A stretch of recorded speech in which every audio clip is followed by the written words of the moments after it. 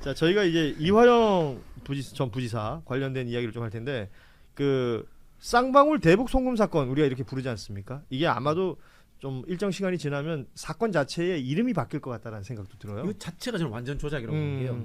원래 이거 시작이 이재명 경기도지사의 변호사비 대납, 그렇죠. 김성태가 그렇게 변호사비를 대납했다. 이 이야기에서 시작된 거거든요. 그런데 이제 김성태가 해외 도피 중이었어요. 주가 조작이라든가 여러 가지 혐의로 주가 조작이다가 갑자기 정부 바뀌고 귀국을 합니다. 그렇죠. 귀국을 하면서 변호사비 대납 의혹은 없어져요. 없어지고 대북 송금으로 제목이 바뀌어 버려요. 그 이유가 뭐냐? 북한은 수사할 수 없으니까 증거가 없는 거야.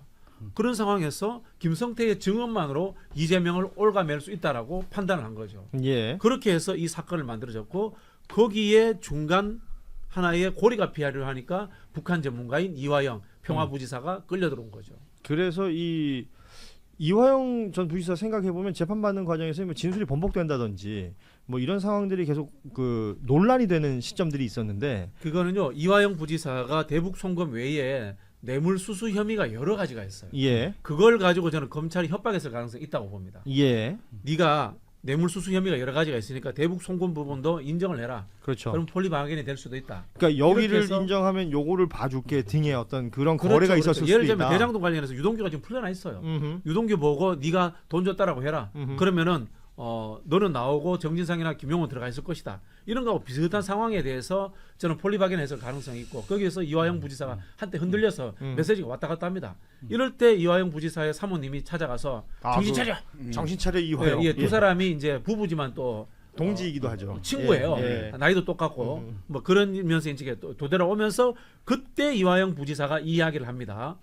연어회 등 술 파티를 하면서 예. 나와 김성태를 검찰이 회유하려고 했다. 그래서 지금 그 정황을 두고 정권이 바뀌고 법무부 장관이 바뀐 이후에 감찰 지시가 지금 내려진 것이고 일정 상황들에 대한 사실관계가 확인되고 있다라는 건데 당시의 수사검사가 박상용이라는 검사입니다. 이 박상용 검사가 입장문을 냈어요. 이 의혹은 수원지검 교도관 전수조사를 했었고 수개월에 걸친 경찰 수사가 있었고 대법원 판결을 통해서도 모두 사실무근이라고 나와 있던 내용이다. 근데 지금에 와서 이러는 것은 그걸 흔드는 것이다. 예. 그리고 재판에 부당한 영향을 미치려고 하는 것밖에 보이지 않는다. 이런 얘기를 했습니다. 이 말인즉슨 제가 듣기에는 뭔가 다시 무슨 일을 벌일 수도 있을 것 같다는 생각도 저는 들어서요. 이건 그냥 감찰이 나오면 사실관계들이 확인이 되는 걸까요? 일단은 뭐 그렇다라고 봐야겠죠. 그러니까 예를 들면 감찰이 나오면 지금 뭐 구체적인 진술도 교도관의 진술이나 이런 것들이 확인이 되고 있는 거 아닙니까? 예. 그러니까 저는 이 연어 술 파티를 오늘 아까도 후배랑 그 얘기를 하고 왔는데 연어를 사주면 진술을 바꿔? 소주를 종이컵에 따라주면 진술을 바꿔? 뭐 이런 부분들에 대해서 아주 원초적인 의문은 들긴 합니다만 지금 드러난 상황은 핵심은 그게 아니라 어쨌든 반입이 금지됐던 어떤 물품이라든지 음식을 제공하면서 이들 표현에 따르면 진술 세미나를 통해서 검찰이 지금 이 사건이 말씀하신 것처럼 전형적인 사건을 별건으로 별건으로 넘겨서 전혀 사건 이름을 바꿔버린 사건 그렇죠. 아닙니까? 예. 그 과정에 이게 이제 개입이 됐다. 그러니까 이 전까지는 한 번도 검찰이 이런 행태로 수사를 한다라는 걸 알지 못했어요. 그러니까 예를 들면 이미 검찰에 이렇게 설명합니다. 야 이화영 부지사가 진술한 건 2월 3월이야. 우리가 그 사건이 있었다고 하더라도 그건 5월이야. 그건 이미 진술한 다음에 사준 거야. 이런 이게 안 맞잖아 시기가 이렇게 얘기를 하는데 그건 또한 별개로 따져본다고 하더라도 저는 어쨌든 이게 확인이 된다면 검찰이 수사를 할 때 중요한 사건, 자기 커리어에서 굉장히 중요한 사건, 그다음에 시국과 관련해서 굉장히 중요한 사건을 하는데 이른바 진술 세미나를 하고 예. 이 진술 세미나에 열심히 참여하면 우등생이 되면 술도 사주고 연어도 사준다. 이 기법이 아직 살아있다. 이 성량도 떨어뜨릴 수 있다. 이 자체가 굉장히 놀라운 일이에요. 이 놀랍다는 이야기가 충격적인 윤석열 정부 시절에 나온 이야기예요. 그렇죠. 그 계엄도 전에 나온 이야기. 예. 이 이야기를 이화영 부지사가 터뜨려서 본인에게 무슨 도움이 되겠어요? 예. 도움이 전혀 되지 않는 거예요. 사실은 그 한명수 척총리의 모해 위증과도 저는 겹친다고 보는데요. 어찌됐건 수감돼 있는 사람들의 심리적인 부분들을 무너뜨린 이후에 그 이후에 뭐 말씀하신 것처럼 연어회나 소주 한 잔이 밖에 있는 사람들한테 뭐 아무것도 아니겠습니다만 안에 있는 분들한테는 어떤 작동을 할지 생각해 보면 그런 일들이 반복적으로 누적되면서 그 심리적으로 무너져 있는 사람이 내가 순간 유혹을 받을 수도 있다고 저는 생각이 들거든요. 그 말씀하신 대로 한명숙 사건 모해 위증 교사 그 사건하고 결이 똑같아요. 그러니까 당시에 이른바 제보자 X를 출정시켜서 출정은 뭐 아시다시피 검사실로 부르는 만나게 거죠. 해서, 네, 만나게 해서 진술 세미나, 진술 회유 협박을 통해서 진술을 짜맞추게 하고 위증하게 하고 검찰이 원하는 방향으로 진술해라, 위증해라. 이런 것 등이 상당히 많이 밝혀져서 그간에 밝혀져 왔고 문제가 됐었는데요. 이 사건도 동일한 측면이 있는 거죠. 그래서 와서 이른바 아까 말씀하셨다시피 진술 세미나, 진술 맞춰라. 사실 그 유일한 증거가 그 이 지금 대북 송금 사건 예. 관련해서 유일한 증거가 그 김성태 진술밖에 없어요, 사실은. 그렇죠. 그 진술 하나만으로 이 사건이 대법원에서 유죄 확정 판결이 됐거든요. 예.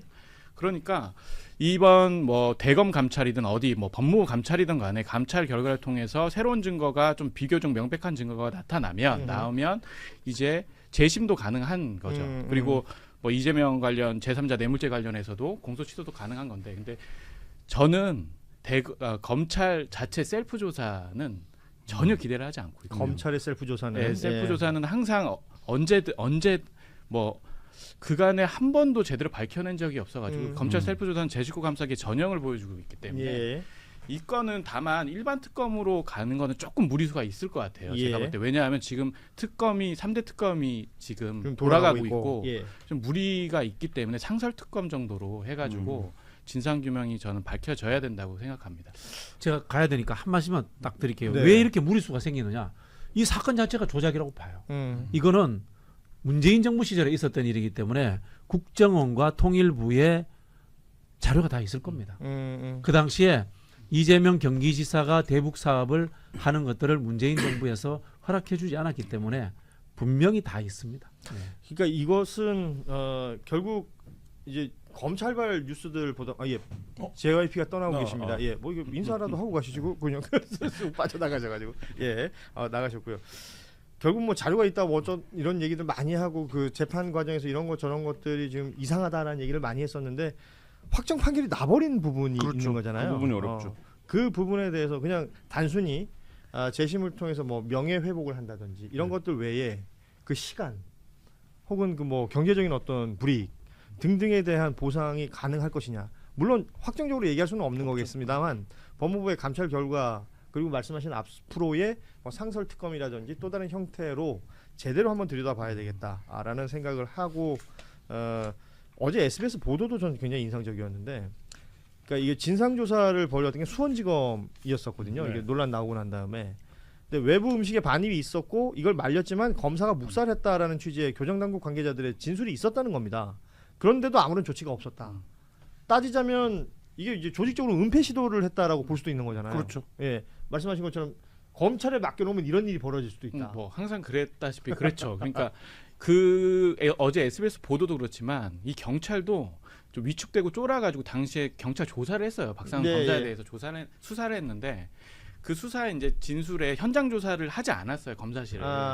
예, 현장 조사를 하지 않았다고 경찰이 이제 자인을 했어요. 근데 왜 현장 조사를 하지 않았냐 물어보니까 다각도로 진술을 확보했는데 검사실 위치나 CCTV 뭐 어디 위치, 어디 배치, 의자 배치 다 알 수 있었다. 그런데 여기서 핵심은 제가 알기로는요.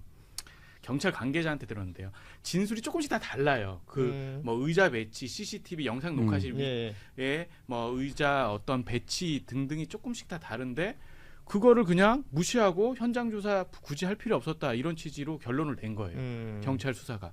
경찰도 이거는 정말 비난받아 마땅한 거죠. 그렇군요. 네. 예. 몇 단계의 왜곡이 작동한 것 같아요. 네. 그러니까 왜곡과 은폐가 작동한 것 같고 실제로 지금 이제 법무부에서 그래도 입장을 발표한 거는 지금까지는 썰이던 연어와 술을 제공한 사실은 확인이 되는 측면이 있으니까 이제 입장을 발표한 건데 말씀하신 것처럼 그때 수사를 했었었는데 그렇죠. 수사 결과 그게 없었었는데 그러면 그 과정을 포함해서 이거를 다시 들여다볼 필요가 있고 저는 그거는 이 정권에서 지금 법무부에서 어떤 상설특검이 됐든 어떤 방식이 됐든 하면 되는데 문제는 우리가 사라졌다라고 믿었던 관행들이 이건 이제 드러났으니까 이제 그리고 지금 현직 대통령과 연관된 어쨌든 관련 사건의 피의자였으니까 드러났는데 지금 이 관행이 있다는 거 아닙니까? 아직도 검찰이. 그리고 박상영 검사 지금 태도를 보면 죽을 죄를 졌습니다 아니에요. 그렇죠. 그러니까 뭐 지금 뭐 말씀하신 것처럼 네. 수사까지 다 했잖아요. 네. 이런 취지잖아요. 네, 그렇다라고 하면 이 부분을 어떻게 할 거냐 이게 또 과제 사회적 과제로 남는 것 같습니다. 그렇습니다. 그 뭐 검찰 개혁으로 이런 것들이 이제 뭐 조직적으로 뭐 룰을 만들고 규정을 만들어서 어떻게 바꾸고 할 수 있는 것인가? 아니면 이 사람들의 어떤 기본적인 정서 태도, 그 안에 막 이런 게 아주 깊숙한 제가 곳에 있는 거라면 요 사건 나기 좀 전에 OTT에 지금 있는 야당이라는 영화가 있어요. 알죠. 네, 그 야당이라는 영화가 딱 요런 상황이거든요. 그러니까 예를 들면 부장검사실 옆에 창고라고 불리는 방이 있는데 알고 보면 거기가 VIP들이 오면 밥도 주고 회유하는 곳이죠. 네, 회의하는 예. 곳이고 뭐 침대도 있고 뭐 이런 곳이고 거기서 이제 뭔가 모종회의를 사건 은폐를 하려고 하다가 그게 이제 말하자면 유튜버의 공개에 의해서 폭로되는 이런 내용인데 그러니까 보면서 그러니까 뭐 상상력 진짜 되게 천편일률적이네. 또 저런 내용이구나라고 생각을 했는데 현실이 아직 이러니까. 죄송한데 제가 검찰개혁과 관련해서 예. 말씀하시니까 이 지금 법조 3륜이라 그러잖아요. 판사, 검사, 변호사 중에 예. 왜 검사만 이렇게 제주권 감사기를 심하게 하고 많이 하고 약간 오만한 태도를 보이냐. 예. 뭐 이런 거를 많이 여쭤보고 물어보고 질문을 많이 하더라고요. 그런데 제가 이제 검찰들한테 물어본 결과는 뭐냐면 검사들한테 검사는 이제 혐의자, 피혐의자나 뭐 피의자들하고 대면할 때 압도적인 권력의 우위를 점한단 말이에요. 항상. 그렇죠. 예. 그렇죠. 혐의가 있는 사람들 그렇죠. 앞에 있으니까 뭐든지 할 수 있는 것 같다는 느낌. 그런 게 체화됐다고 하더라고요. 내가 대한민국 검사야. 네, 이건 내가 대한민국 검사야. 야, 너 다 말해. 뭐 이렇게 되는 거죠. 오만하게 되는 건데 그래서 꼭 이거는 시청자들한테 나오면 말씀드려야겠다. 그래서 제가 그러네요. 미디어에서 재현될 때도 맞아요. 내가 대한민국 검사야고 내가 대한민국 변호사 이러면 근데요 이렇게 안 뭐지? 현장에서 이렇게. 대한민국 검사, 그러니까 대한민국이라는 말을 붙이는 걸로 이제 검사들 유명하다 그러는데 그걸 알아야죠. 이제 나는 대한민국 국민이잖아요. 예, 그러니까 이런 것들을 다 이렇게 고발할 수도 있는 것이고 지적할 수도 있는 것이고 따질 수도 있는 건데 검사들이 거기에 대응하는 태도를 보면 우리가 뭐 여러 가지를 느끼게 되는 상황인 것 같습니다. 이재명을 잡아 넣으려고 검찰이 범죄자들하고 짜고 거짓 증언을 하게 했다. 검찰청에서 범죄자들에게 술 파티를 열어줬다. 검찰청에서 심지어 업무까지 보게 해줬다. 라는 것을 법무부가 실태 조사를 통해서 확인을 했습니다. 그런데 지금 나오는 내용을 보니까 어마어마한 것들이 많이 나옵니다. 수감 중이었던 그 김성태 쌍방울 회장 있죠? 수감 중이었는데 수원지검에 출정 몇 차례 나온 줄 압니까? 180회. 이거 완전 영화입니다. 180회. 그리고 심지어 외부인 쌍방울 임직원들을 외부인입니다. 얘네들은 임직원들을 검사실 출입증을 달게 하고 상주를 시켜놓은 거예요. 그래서 거기서 업무를 보게 하고 뭐 심부름도 시키고 말도 안 되는 일들을 너무 많이 벌인 거예요. 이게 법무부 실태 조사를 통해서 확인이 됐거든요. 그런데 이런 짓들을 왜 했냐? 이게 이제 핵심 아니겠습니까? 2023년 2월에서 4월까지 어떤 한 특정 변호사를 중심으로 해가지고 김성태 그 일당들 있지 얘네들의 진술은 다 조율을 끝내놨어요. 2023년 2월에서 4월까지 그리고 2023년 5월이 됩니다. 그때 이제 이화영 부지사하고 입을 맞출 필요가 있는 거야. 조율이 필요하니까. 그래서 이 김성태가 이화영 부지사를 수원지검에 출정 나와서 어떤 이야기를 했냐. 이게 이제 핵심이거든요. 그거 한번 좀 살펴보죠. 자, 그때 당시 김성태 전 쌍방울 회장이 이화영 부지사에게 이재명은 끝났다. 우리가 모두 말을 마쳤다. 형님도 이제 이재명에게 죄를 뒤집어 씌우고 우리와 함께 나가자. 김성태가 이렇게 얘기를 합니다. 이게 이제 핵심인 거예요. 네. 이게 검찰은 이렇게 노골적으로 불법을 저질렀는데 이화영이 이러한 사실을 세상에 폭로하자 바로 검찰이 나서서 거짓말로 진실을 덮어버립니다. 당시 수원지검의 새빨간 거짓말 다시 한번 보겠습니다. 교도관 38명 전원, 대질 조사를 받은 김성태 회장과 방용철 전 부회장 등 쌍방울 관계자들, 음식 주문 및 출정 기록 등을 확인한 결과 검찰청사에 술이 반입된 바가 없다. 이렇게 새빨간 거짓말로 진실을 덮어버렸죠. 그리고 이원석 당시 검찰총장 갑자기 또 나서가지고 네. 헛소리를 그냥 배설을 해버립니다. 이원석 당시 검찰총장의 영상 함께 보고 오겠습니다.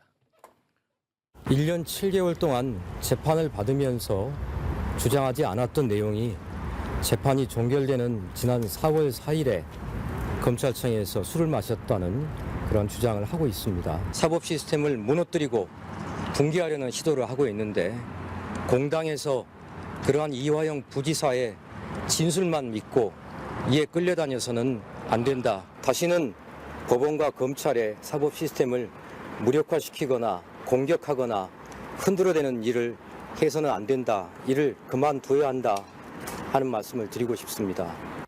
이 검사놈들이 가장 나쁜 게 뭐냐면 지들이 사법 시스템을 다 붕괴시켜놓고 그렇죠. 그 붕괴시킨 것을 지적을 하면 지적하는 사람에게 다시 또 죄를 뒤집어 씌워버립니다. 아, 정확합니다. 이게 가장 나쁜 짓입니다. 분노해 주세요. 아 나 너무 힘드네. 분노 자판기도 아니고. 아 이거 근데 이제 분노해야지 이거는. 일단 분노가 전달됐습니다. 아 나 너무 화가 나 진짜. 왜곡죄가 왜 필요한지를 또 한 번 보여줬다. 예. 더 나가서 이번에 법 왜곡죄를 만들어서 이런 중요한 사건 어떻게 검찰총장이라는 자가 국민들 앞에서 와. 사법 시스템 붕괴 시도라는 이런 말을 썼을까? 그래서 좀 소급해서 네. 우리가 좀 역사를 정리할 필요가 있겠다. 법 왜곡죄를 신설해서 네. 그 부칙에다가 좀 소급 조항을 줘가지고 이런 것들은 단죄할 필요가 있겠다. 네. 뭐 그런 생각이 듭니다. 아 진짜 너무 근데 힘들어. 저희 법사위에서 이화영 부지사를 이제 출석해가지고 예. 그 당시 술자리에 그렇습니다. 대해서 질문을 했거든요. 근데 그렇습니다. 진술이 매우 구체적이고 일관됐습니다. 네. 그렇게 아마도 검찰을 상대로 거짓말을 한다는 것은 그 위증을 네. 무릅쓰고 한다는 것이 쉽지 않은 일이거든요. 그런데 그 법무부 대검에서 저렇게 해명을 하는 것이 제가 굉장히 이해가 안 됐어요. 아 당시에. 근데 저런 허위 해명 자체가 네. 사실은 법적으로 문제가 될 수 있습니다. 왜냐하면 당시에 교도관들 중에서 그 이화영 부지사의 저 그 진술 회유 관련한 이 그 출석 관련해서 여러 가지 그 교도관들의 메모나 이런 것들이 네. 있다는 거잖아요. 네, 이번에 지금. 다 그거를 이번에 확인한 그것이 거예요. 다 드러났다는 거잖아요. 그거를 확인한 겁니다. 그러면 그것을 확인을 하고도 저렇게 거짓된 해명을 했다면 저것은 은폐잖아요. 네. 그러면 이 은폐 과정에 연루된 검찰 간부들은 전부 다 법적으로 문제가 되는 것이고, 네. 그리고 이것이 이제 이화영 부지사 당시에 이제 대법원까지 판결이 났잖아요. 이런 문제 제기를 했는데도 불구하고 받아들여 주지 그러면 않았어요. 법원을 법원이. 상대로 맞아요. 그러면은 검사들이 거짓을 한 거 아닙니까? 네. 그럼 이건 전제적인 어쨌든 국기문란 국가적인 범죄 행위이다. 네. 그 법왜곡죄를 지금 없지만 그게 굳이 그것을 얘기하지 않더라도 여기에 연루된 검찰 간부 그리고 이 사건 자체에 대해서 저는 다시 들여다봐야 된다. 네. 그리고 그 심각한 사건이에요. 법무부에서 아마 이제 감찰에 착수한 것 같은데 맞습니다. 그 박상용 검사가 또 입장을 발표를 했어요. 예, 박상용이가 예. 이런 와중인데도 입장문을 또 냈더라고요. 잠깐 짧게만 한번 볼까요? 네. 이 와중에 이번 법무부 발표는 이화영 전 부지사 측의 주장을 답습하고 있을 뿐이다. 주장이 아니고 지금 다 나왔다고 정황이 당시 교도관들의 메모장이라든지 다 나왔다고 진술 등이. 그러니까 교도관들은 자신들이 처벌받아요. 만일에 이게 예. 그 공범들끼리 같이 있게 하고 뭐 술을 먹게 하고 이런 것들이 전부 다 그 규정 위반이기 때문에 자기들이 꼼꼼하게 나중에 책임을 면하기 위해서 해놨을 거거든요. 네. 그런데 박상용 검사의 저런 입장문이 굉장히 친윤스러워요. 그러니까 친윤 검사들은 뭐 이렇게 그 의혹 제기하거나 하면은 바로바로 저렇게 입장문을 발표해서 언론에 네. 이게 양자가 같이 맞습니다. 나오도록 만들어요. 맞아요. 저것이 전형적인 아. 친윤 검사들의 언론 플레이입니다. 아. 박상용 검사는 이 부분에 대해서 저는 법적으로 전 책임져야 된다라고 심각해. 생각하고 저희가 이제 다음 주 월요일 날 입법 청문회 증인으로 지금 채택되어 있거든요. 아 박상용이요? 박상용에 대해서 오, 네. 온답니까? 국민의힘에서 지금 증인으로 신청했습니다. 오, 박상용에 잘했네. 대해서. 예. 눈치 없이. 그래서 네. 나경원 의원 등등이 신청하셨어요. 오, 그래가지고 네네네. 네. 그래서 나오면은 제가 물어보려고 그럽니다. 오. 어떻게 된 건지. 네. 이 전체적인 의혹에 대해서 지금 제대로 법무부에서 감찰을 받아야 되는 거잖아요. 네. 아마 감찰 조사를 받을 텐데 조사 받기 전에 국회에 나와서 이실직고하고 본인의 죄를 네. 본인이 잘못한 부분에 대해서 와, 그 국민께 기대되네. 사죄해야 됩니다. 네. 저는 우리 검사님 의견이 궁금해요. 아니 그러니까 제가 조금 네. 조언을 드리자면 네. 그때 박상용 검사만 증인 채택을 할 게 아니고 제가 보기엔 그때 출정 나간 교도관을 불러야 돼요. 그러니까 사실은 옛날에는 구속 피의자나 이런 사람들 검사실로 불러서 조사하다 보면 보통 이제 점심 시간이 되면 거기서 뭐 설렁탕도 시켜주고 이렇게 밥을 먹이잖아요. 네. 그러면서 뭐 가끔 담배도 피게 해주고 할 때가 네. 있었어요. 네. 뭐 그게 그냥- 옳은 일은 아니지만. 네. 그게 다 지나갔어. 근데 네.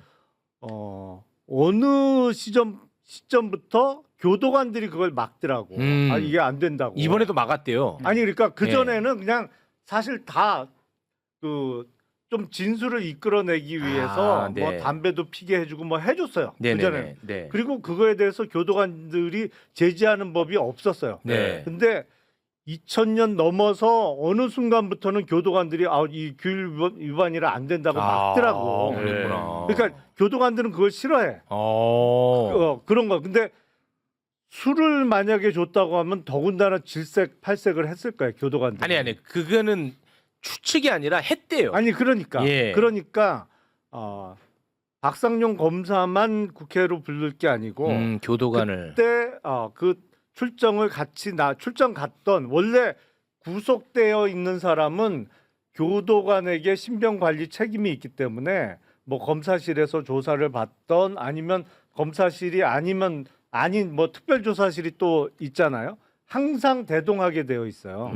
그 교도관에게 그 책임이 있거든. 그래서 만약에 둘 사이를 떨어뜨려 놓으려고 했더라도 교도관들이 반대하고 반발했을 거예요. 네. 그러니까 그 교도관을 같이 부르는 게 가장 효과적일 것 일단 이제 같은데. 맞는 말씀이신데 교도관에 대해서는 아마 법무부에서 이제 감찰로 전체적인 실체가 규명이 될 것이고요. 네. 9월 22일 날 이제 저희가 하는 청문회는 관본권 이제 띠지 그 관련 청문회에 국민의힘 측에서 박상용 검사를 왜? 신청을 해서 아니 그러니까 국힘 쪽에서 그래서 뭐 했으니까 부르는 김에 아마도 같이 불러요. 그날. 그래서 아마도 이제 박상용 검사에 대해서는 그 뭐 국회 이제 개혁입법 관련해서 국민의힘 측에서 얘기를 하려고 했던 것 같은데 지금 이게 드러났으니까 그 박상용에 잘 됐다. 대해서는 아주 잘 됐죠. 야, 지금 저희 굉장히 입장에서는 운이 네. 박상용. 그래서 박상용 검사 지금 뭐 외국 가 있다고 그 지금 예. 뭐 얘기가 나오는데 예, 아니고요. 지금 들어와가지고 또 와 있어. 혹시 이게 국내에서 지금 재직 중에 있습니다. 그래서 예. 나와가지고 그래요. 이 이화영 부지사의 이 술자리 연어 술 파티 예.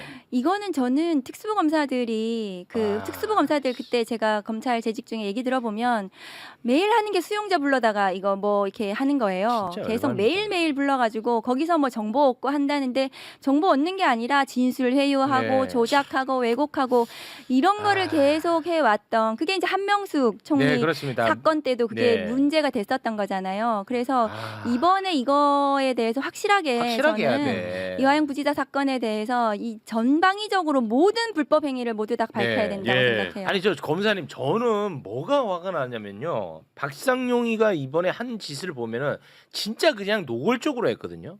굉장히 대놓고 그리고 음식물을 워낙 많이 시켜가지고 그 쓰레기가 엄청나게 많이 나와가지고 쓰레기 청소하시는 분들도 알 정도였다고 그냥 대놓고 한 거예요. 그렇다면 나는 이거 검찰 내부에서도 이거는 그냥 하나의 문화로 다 알고 있었을 거라고 보거든요. 이 몰래 한 게 아니야.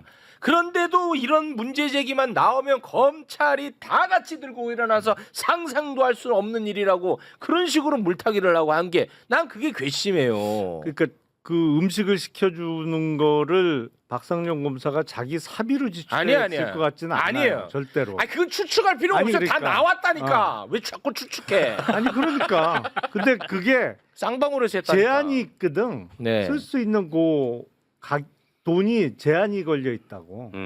그 뭐 예를 들어서 뭐 구속 피의자 조사하다가 점심 먹여야 되니까 어디 저 신라 호텔 8선에서 시켜줄 수 있는 게 아니란 말이에요. 네. 금액이 제한되어 있어요. 그 얘네들이 먹은 거는 1인분에 20만 원짜리를 시켜 먹었어요. 그러니까 그게 또 예. 어떻게 그게 내부적으로 그 결제가 다 올라가는데 그게 어떻게 결제가 됐을까? 아니 쌍방울이 했다니까 왜 자꾸 그 말씀을 이상하게 하세요? 아. 쌍방울 쌍방울이 했다고. 쌍방울이 결제를 해갖고 그 돈을 예, 사갖고 더 이상하네 그건. 사갖고 왔다니까. 그건 더 이상하지. 그리고 그 이런 거는 연어집이 기사를 안 봐. 이런 분들은 검사님들은 안 보셔.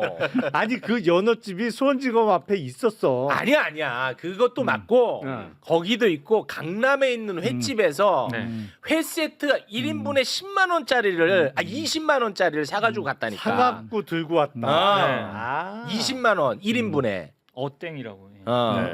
아마 아실 나는 겁니다. 그래서 저게 어떻게 결제가 됐지 난 그거 궁금해. 쌍방울이 했다고. 쌍방울이 냈다. 쌍방울 임직원이 외부인인데도 거기 상주에 있었다고. 아까도 다 얘기했는데 안 아까 들으시네. 얘기는 들었지. 들었어요? 흥분하지 마시고요. 흥분하지 마시고 참고로 네. 참고로 좀 흥분 좀 가라앉히고 죄송합니다. 띠지 고발, 띠지까지 갑니까? 띠지 오늘? 고발. 네. 그거 제가 했습니다. 아 그것도 고발하셨어요?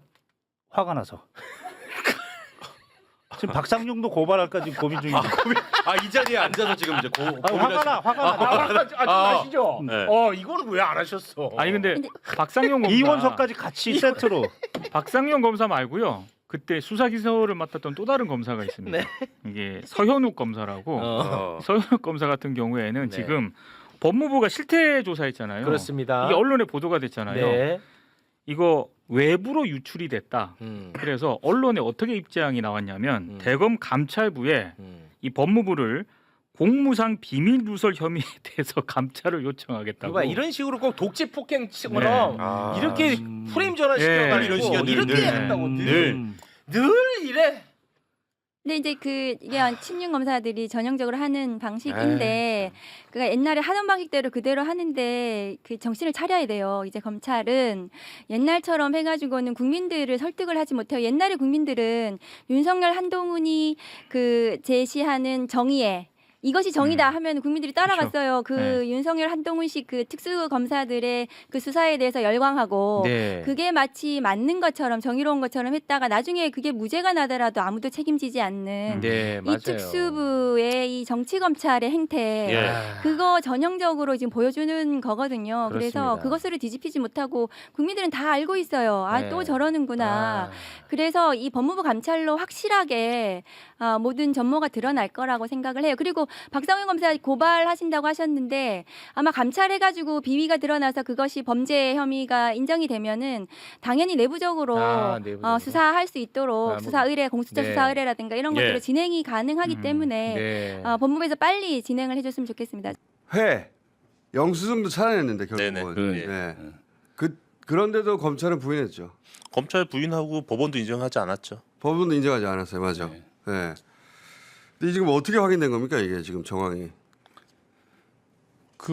어쨌든 이제 법무부가 1월부터 조사를 해서 우리 이제 이재명 정부가 되고 나서 정성호 법무부 장관이 조사를 해서 조사 지시를 했고 이렇게 이화영 부지사가 2024년도 4월달에 이렇게 법정 진술을 했잖아요. 이렇게 진술 세미나가 있었고 연어술 파티가 있었다 이렇게 주장을 했는데 이것을 검찰이 깔아뭉갰고 전면 부인했죠. 불가능하다. 법원에서도 부인을 했고 이렇게 된 건데 이제 법무부가 직접 조사를 통해서 누굴 통해서 확인한 겁니까? 교도관들 조사를 해서 교도관들 거기서 이제 사실관계가 드러난 것으로 보여져서 결국은 검찰이 수원지검 내로 일단 술과 음식물이 외부에서 반입이 됐다 이것이 확인됐고 또 쌍방울 관계자들이 실질적으로 김성태와 방용철을 수발을 들었다 기간 내내 그런 것이 이제 그러니까 쌍방울 직원들이 들락날락하면서 회장 부회장 수발을 들고 그 수발 내용 중에 일부가 술 사오고 회 사오고 그랬다는 거고 그렇습니다. 이거 전체를 부인했었는데 그걸 교도관들이 봤다. 그렇죠. 교도관들 전수조사를 통해서 이제 밝혀진 거죠. 법무부에. 근데 이제 술회가 들어가긴 했지만 술을 마신 건 그들이 아니다. 이렇게 말할 수 있는데 그게 그렇지 않다라고 하려면 돌아온 수감자들이 술 냄새가 나야 되잖아요. 네네. 술을 마셨으면. 그리고 술을 마실 수 없는 공간이니까 폐쇄된 공간이니까 술을 마시면 술 냄새가 확 나겠지. 그랬답니까? 실제로 이제 조사 과정에서 그런 부분이 일부 있었다고 밝혀지고 있고. 그러니까 술 냄새가 났답니까? 네, 그거 중요해요. 네, 그런 게 있었고 어쨌든 이거는 나쁜 검찰에 의해서 술자리 해유가 있었고 결국은 정치적 조작 기소를 해가지고 했다는 것을 검찰이 확인해준 이제 법무부가 확인해준 그렇죠. 그런 사건이라고 봐야죠. 그러니까 이거는 그 동안에 이화영 부지사가 최초 주장을 했고 변호인단에서 그 이화영 부지사의 주장을 뒷받침하기 위해서 거기를 다 뒤져가지고 결국 영수증까지 찾아냈는데 그 시기에 딱딱 맞아떨어지는 영수증까지 찾아냈는데 검찰이 끝까지 부인했고 법원도 검찰이 부인하니까 매우 개연성 있는 정황인데 안 받아들였죠. 그리고 유죄 때렸는데 지금 그때 수감자를 데리고 들락날락했던 교도관이 그때 그 쌍방울의 회장 부회장 수발 들었어요. 그 사람들이 그 중에 일부가 술 회사에서 들락날락했어요. 그 술 마셔서 술 냄새 났어요.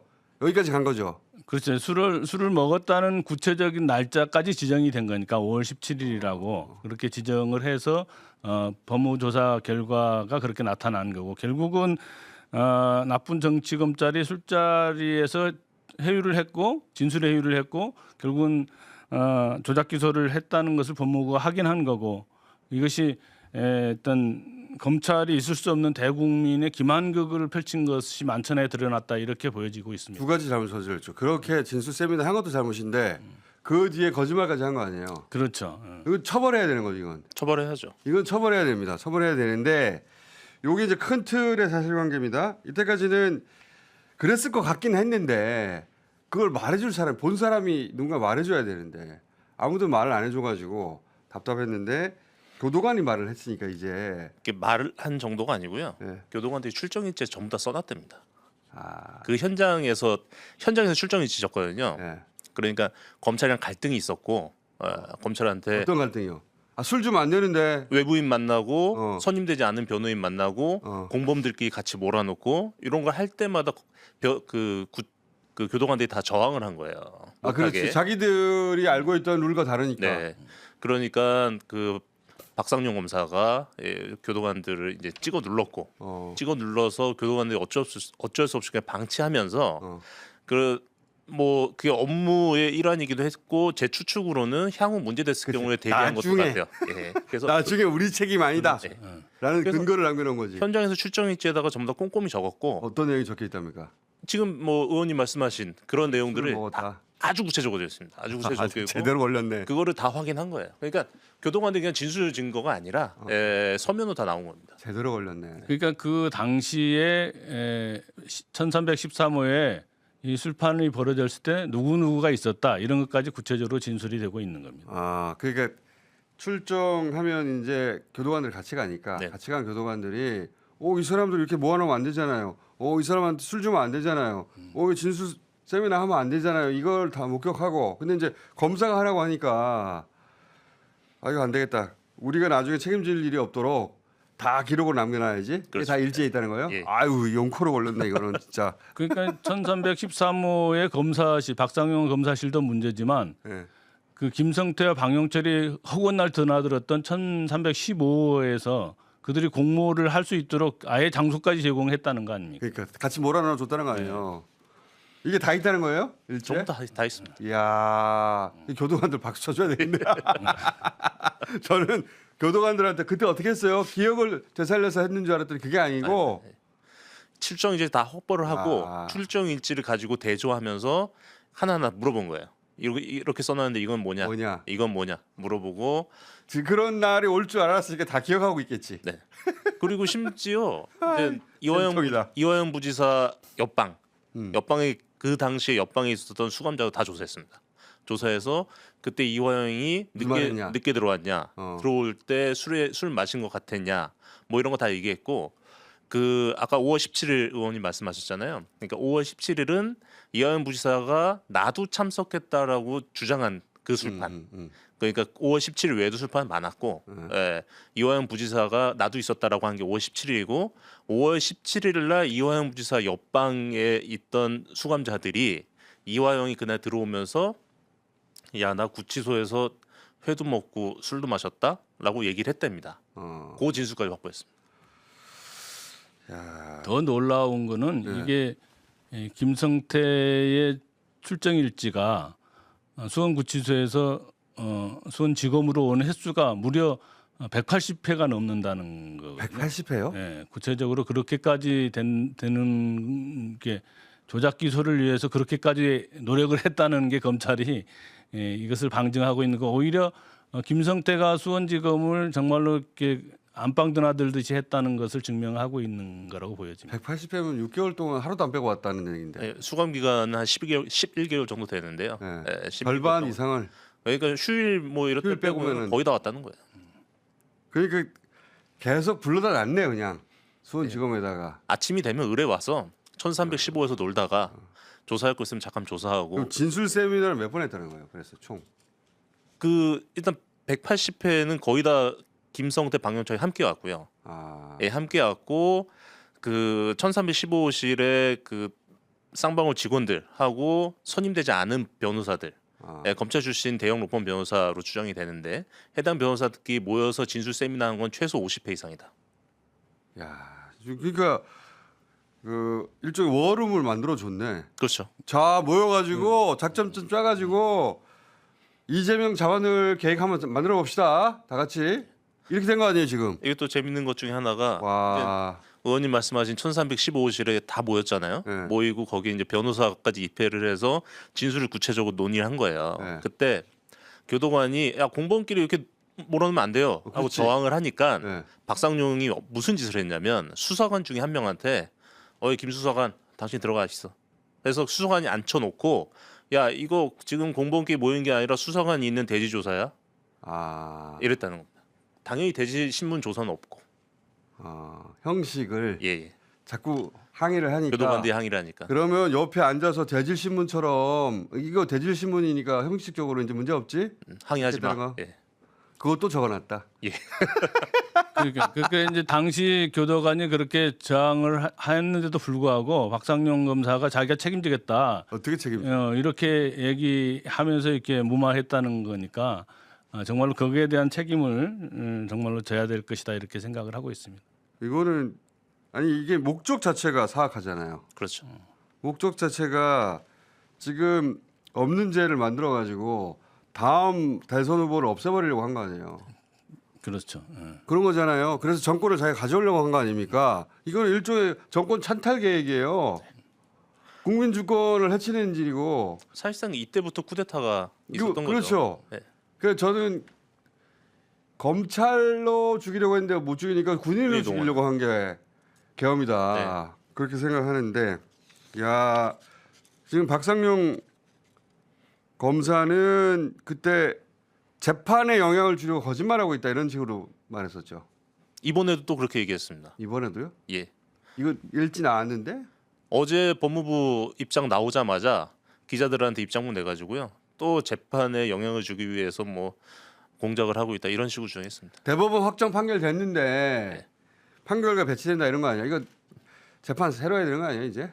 대법원 그러니까 박상용 검사께서 얘기하는 대법원 판결은 검찰이 끝까지 자료 안 내놓고 거부하고 해서 법원에서 그러면 진술 세미나 뭐 없었네? 좀 대충 정황은 있지만 이 정도 가지고 진술이 바뀌지는 않았을 것 같아. 이 판결이에요. 그때는 이번에 법무부에서 조사한 것만큼 그런 어떤 자료가 없었죠. 근데 그걸 가지고 아니 대법원에서도 세미나 없었다는데 왜 그래? 이 소리 하고 있는 겁니다. 그렇죠. 자기들이 조작해서 낸 자료 가지고 자기들이 대법원을 속인 거 아니야 지금? 그렇죠. 그래서 이렇게 새로운 증거가 지금 나타난 거잖아요. 결국은 법원 입장에서도 보면 그러니까 결국은 조작 수사를 가리기 위한 행위를 했던 걸로 보여지고 이것은 이제 진실을 손바닥으로 가리는 거랑 별 차이가 없다 이렇게 생각이 되고 본인들의 얘기의 주장이 맞다 하더라도 37명이나 되는 교도관들의 진술과 주장을 어떻게 뒤집을 수 있겠어요? 그러면 재심 가야 되는 거 아닙니까?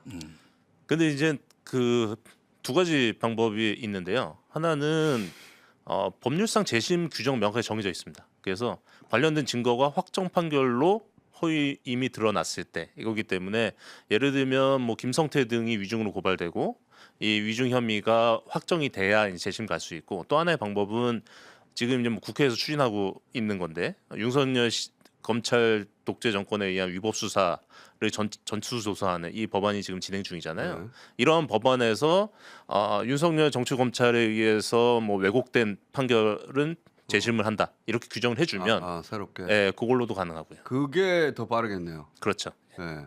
실제로 5.18 특별법에서 그런 유사한 규정이 있었습니다. 이거는 너무 억울하잖아요. 그렇죠. 지금 징역 7년 아닙니까? 7년 8개월이고 지금 3년 넘게 만 3년 넘게 수감 중이죠. 그게 실제로 이게 검찰이 대법원 판단을 받은 사안이기 때문에 이렇게 막무가내로 나오는 것 같거든요. 그렇죠. 예, 그러니까 이것은 반드시 진실을 규명해야 되고 재심을 통해서 무죄를 입증을 해야 된다 이렇게 생각을 하고 있습니다. 게다가 이화영 부지사는 수감된 것에 그치는 게 아니라 모든 사회생활로부터 끊어졌고 경제적 피해, 가족이 또 입은 경제적 피해 또 엄청나잖아요. 엄청납니다. 이거 어떻게 다 보상받나 이거? 특히나 사건 초기 때 이화영 부지사와 민주당을 격리시키기 위해서 이화영 부지사를 아주 파렴치한으로 몰았습니다. 그렇죠. 예, 아주 그냥 뭐 뇌물이나 받고 바람 피우는 잡범으로 몰아서 그 민주당도 그 섣불리 지지를 못하게. 그렇게 이제 분리시키고 완전히 그런 다음에 빠져나갈 수 없는 도로 만든 다음에 정신적으로 무너뜨려 가지고 그렇죠. 저 요거 한마디만 해주면 너 나갈 수 있어. 그렇게 꼬셨잖아요. 맞습니다. 예. 꼬셔가지고 살짝 넘어갈 뻔도 했잖아요. 넘어가기 직전에 부인이 나타나가지고 정신 차려 이화영. 제가 그 정신 차려 김어준 하는 건 거기서 빌려온 겁니다. 정신 차려 이화영 법정에서 외쳐가지고 그때 또 무슨 일이 있었냐면 예, 검찰이 하는 짓 중에 하나가 이제 그 외부인 접견 다 차단하고 그러니까 구치소에서도 못하게 제한 걸어놓고 검찰에 불러놓은 다음에 부지사님 제가 사모님 한번 모셔와서 검찰에서 만나게 해드릴까요? 아드님 한번 모셔와서 검찰에 만들게 해드릴까요? 이런 짓을 해요. 예, 그래서 이제 부지사님은 거의 고립돼 있으니까 당연히 만나고 한번 만나주십시오. 그래서 이제 감사합니다 만나게 해주십시오라고 했는데 사모님이 거부했습니다. 내가 검찰에서 이화영을 왜 만나? 사모님이 제가 몇 번 봤잖아요. 보통 분이 아니에요. 보통 분이 아니고 상황 판단이 매우 정확합니다. 변호사한테 쭉 딸려가게 마련인데 어느 순간 저 변호사가 이상한 걸 권하네. 당신 해고. 검찰하고 이렇게 사이좋게 지내라. 검찰의 제안을 받아들여라. 이걸 이제 법률조언으로 받아들일 수도 있잖아요. 보통 사람은. 그렇죠, 예. 법조인이 아니면 당신 이상한 말 하는데 당신 해고. 이것도 하기 어려운 일이고 법정에서 이화영 부지사가 이제 그 심적으로 일부 무너져가지고 무슨 말을 하려고 하는 찰나에 정신 차려 이화영. 법정에서 소리 질러가지고 정신이 번쩍 들었다는 거 아닙니까 실제? 네, 그래서 당시에 그 김성태가 이화영에게 이렇게 얘기했대요. 이재명은 끝났다. 우리는 모두 말을 맞췄다. 그러니까 형님도 이재명의 죄를 뒤집어 씌우고 우리 함께 나가자. 그렇지. 이렇게 진술을 했다는 그리고 사실관계는 훗날 밝히면 되지 않냐 이렇게 지속적으로 설득을 했다고 했고 여기에 약간 좀 흔들렸다는 것 같습니다. 그렇게 했죠. 인간인 이상 그렇게 오랫동안 붙잡아 놓고 계속 이 말만 하면 돼. 나가가지고 이게 사실이 아니었다고 말하면 되잖아. 그럴듯하잖아요. 그렇죠. 그래서 그래 내가 이렇게 말했지만 나가가지고 그게 아니었다. 그때 나는 없었어. 그렇죠. 그 자기 딴에는 알리바이를 막 생각해내서 자기가 없었던 날로 해가지고 무슨 증언을 하고 이런 계획을 세웠던 거잖아요. 그렇죠. 예. 그래서 진술을 하지만 그 자기 진술이 거짓인 게 밝혀지도록 작전을 짠 거예요. 자기 딴에는. 그때 그 참여했던 변호사한테 야 며칠 날 즈음에서 이재명 기사 좀 검색해봐 하니까 그때 그 시간에 여의도에서 발언하는 기사가 있으니까 오케이 하고는 그 날짜에 보고했습니다. 경기도청에서 이렇게 얘기한 거죠. 그렇게 거짓말을 해놓고 검찰이 원하는 걸 주고 자기 나간 다음에 그것은 거짓말이었어. 그날은 여의도에 있었기 때문에 그 말을 할 수가 없어. 이렇게 해서 해결할 수 있지 않을까? 이렇게 자기 딴에 머리를 굴렸는데 근데 이제 이 부인에 의해서 산산조각이 나죠. 정신 차려 이와요. 입 닥쳐 이렇게 돼가지고 그때 정신이 번쩍 들었다. 이건 다 일이 끝나고 나면 사모님이 다시 한번 예. 어디 상 받아야 돼요. 그렇죠. 예. 그래야 된다고 생각해요. 상 받고 보상도 받아야죠. 보상도 예. 받아야 됩니다. 경제적 피해도 엄청나서 지금도 경제적으로 어렵잖아요. 지금 요양보호사 일하고 계세요. 자, 재심도 가고 이재명 대통령이 또 본인의 측근이라 가지고 사면 복구도 또 안 시켜줘요. 사면 복구도 해야 되지. 빨리 해야 됩니다. 빨리 해야 됩니다. 너무 억울하잖아요. 더구나 이거 나왔으니까 이제. 그러니까 이재명 대통령이 특별한 희생의 특별한 보상의 원칙에 준해서 보면 이것은 정말로 억울한 희생이잖아요. 너무 억울하죠. 그러니까 거기에 걸맞는 예우를 해야 된다 이렇게 생각을 합니다. 상호님 무슨 상 줘야 돼요. 고성상. 그 일화 들을 때마다 내가 진짜 대단하다고 생각해. 법정에서 그렇게 하기 진짜 어렵거든요. 아 그렇죠. 법정에서 그 고압적인 분위기 속에서 갑자기 피고인석을 해가지고 자기 남편한테 정신 차려 이화영 이게 그 생각을 하면 유쾌하긴 한데 이분들이 너무 고생 중이에요 지금. 그렇습니다. 자, 우리 김광민 변호사도 고생 많이 하셨습니다. 초반부터 제가 쭉 인터뷰해 와서 알거든요. 좌절의 순간부터 여기까지. 그래서 제가 한 마디만 좀 말씀드립니다.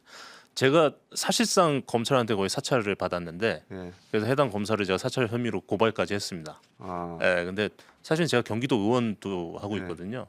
그래서 사찰 받는 와중에 저기 혹시 저한테 후원하면 검찰 수사를 받을까봐 여태까지 후원 계좌를 안 텄어요. 안 트고 이제 세상에 밖에서 이제 후원 받아도 되겠다 싶어서 후원 계좌를 텄습니다. 그래서 좀 후원 좀 부탁드리겠습니다. 그 어쨌든 이번 이 법무부 조사는 검찰이 이제 더 이상 수사권 운운할 수 있는 그런 그렇죠. 자격조차가 없어졌다 이런 게 명확해진 것 같습니다.